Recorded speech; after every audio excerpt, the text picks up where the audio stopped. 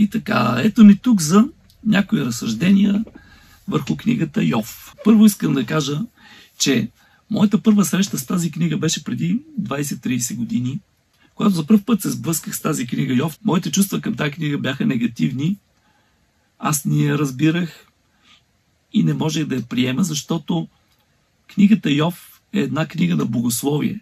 Тоест, всеки, който се опитва да чете тази книга, това, което ние правим, четейки тази книга, и предполагам, може би вие, които слушате, ние се опитваме да разберем повече от тези книги за живота и това, което не може да откъснем, за Бога. Как се случва това, което се случва в живота около нас? Има ли някой отгоре?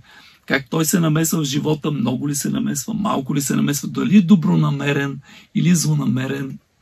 И де-факто всички, които смятат, че има нещо друго, освен нас, хората на земята, било то почитатели на извънземни, вярващи в различни форми на религия, всички ние, тези хора, си задаваме въпроса, това, което не познаваме, в случая аз, Богът, който не познаваме, не го виждаме, който е някъде отгоре, доколко той е част от нашия живот, нашето битие и доколко той е добронамерен, дали сме експеримент. Лично мене това с експеримента винаги ми е ужасявало, защото четейки в началото, първи ми сблъсък с тази книга, ми говореше за един експеримент на великите сили. Наподобявана конспиративна теория, в която великите сили се събрали и решават да направят експеримент, да видят един колко ще издържи, как ще реагира.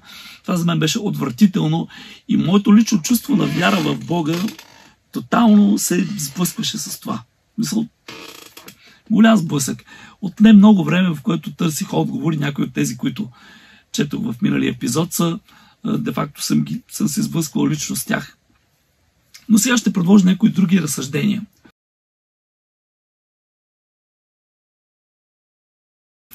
Първото велико разсъждение, което ще предложа, то се случва още в първата глава и в 8 стих. Ще прочета текста там. После Господ рече на Сатана: обърнал ли си внимание на слугата ми Йов, че няма подобен на него на земята? Човек непорочен и правдив, който се бои от Бога и се отдалечава от злото. Не знам как звучи това на вас, но за мен лично това е нотка на възхищение. Самият Бог говори за слугата си Йов, което е респективно за всеки негов слуга. Говори с изключително възхищение.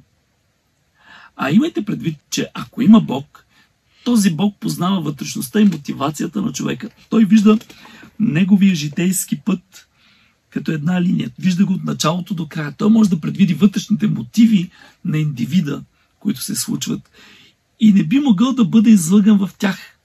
А няма човек, който да е на 100% чист в мотивацията си. Мотивацията има, тя е като звук, който никога не е чист звук, а винаги има хармоници. И тези хармоници са най-различни. Някои интонират с основната честота, други не. Но това са музикантски работи. Така че мотивацията на човека е точно по този начин. Някои неща хармонизират с Бога, други не хармонизират с Бога. А Бог знае тези неща. Ако има Бог, то той трябва да знае тези неща. Но ето тук, това като на мен лично ми направи впечатление. Богът се възхищава на човекът. Така го усещам аз.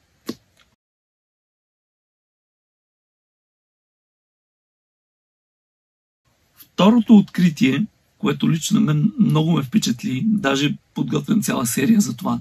Нека кажем така. Ние, когато решим, добре, има Бог, и ние смятаме, че тази една личност Бог, тъй като има всемогъща сила, тя прави всичко. Тя прави злото, тя прави доброто, тя решава, тя пише какво ще се случи. Но книгата Йов вкарва един друг герой пред нашите очи, и то мисля, че очевидно, даже очебийно, и това е образа на обвинителя. Това е духовна личност, която обикаля насам там по земята и гледа какво се случва по земята. Така пише в книгата Йов.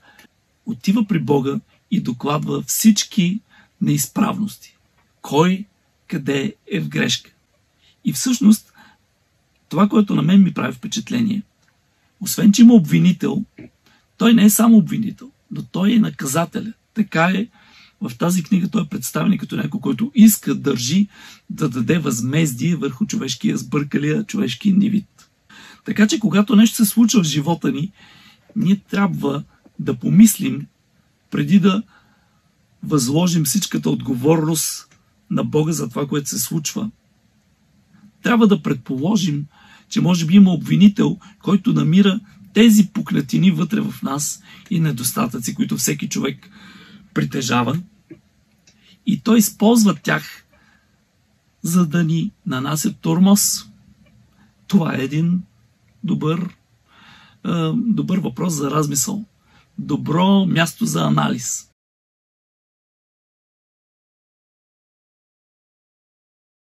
Следващото нещо, което ми е изключително интересно, намирам го в 4 глава, от 17 до 19 стих. Ще го прочита.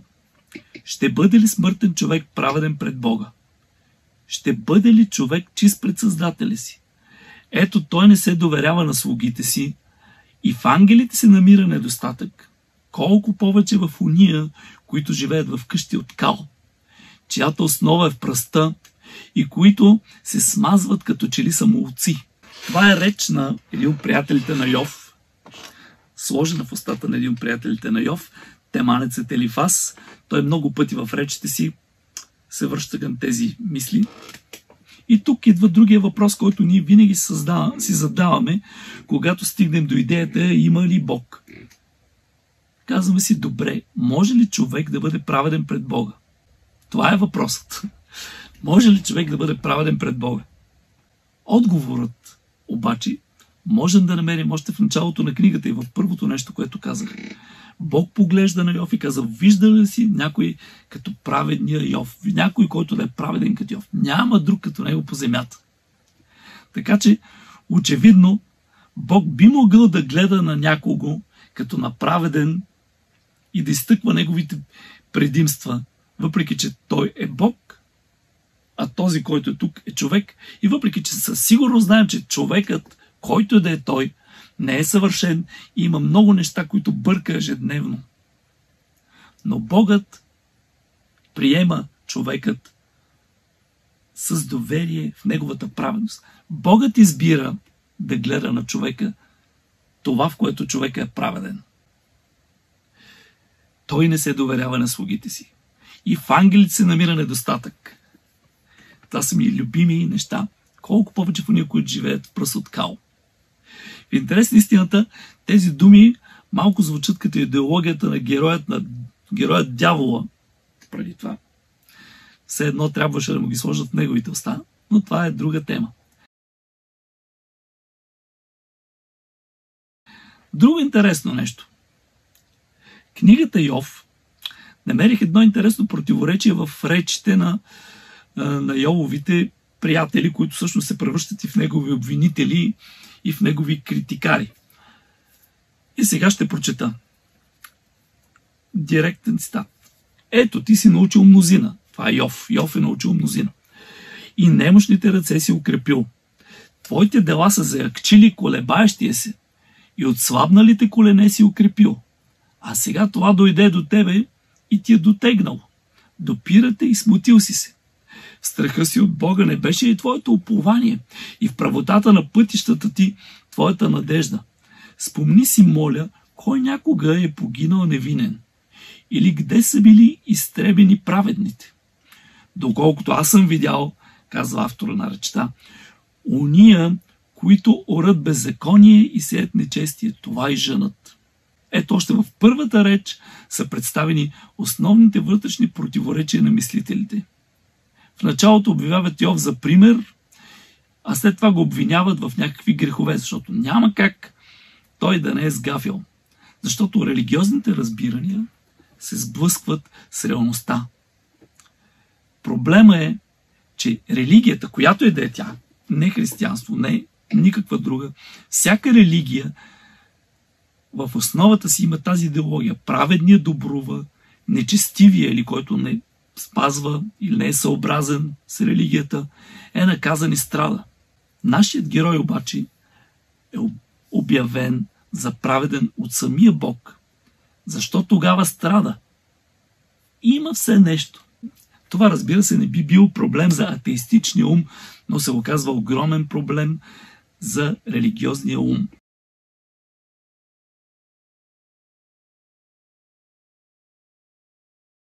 Следващото интересно нещо, което ми направи впечатление в книгата Йов, се намира в 19 глава чак и текстът е такъв. Защото зная, че е жив изкупителят ми и че в последно време ще застане на земята. Изключително интересно е, че тази книга по принцип се смята за много древна, а самата идея, самата мисъл за посредник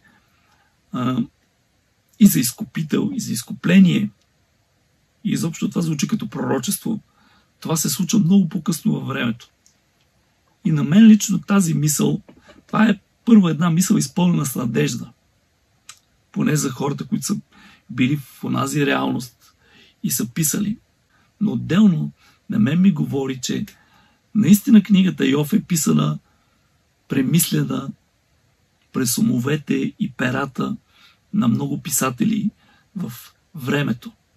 В нея има изрази, които са толкова древни, че не могат да бъдат намерени аналогии и да се преведат правилно. Но в нея има концепции и идеи, които може би я поставят като една от най-късно завършените книги в Библията. Истината обаче за нас е, че книгата Йов не е завършена и може би някой ден ние ще разберем какъв е отговора, защо праведният страда.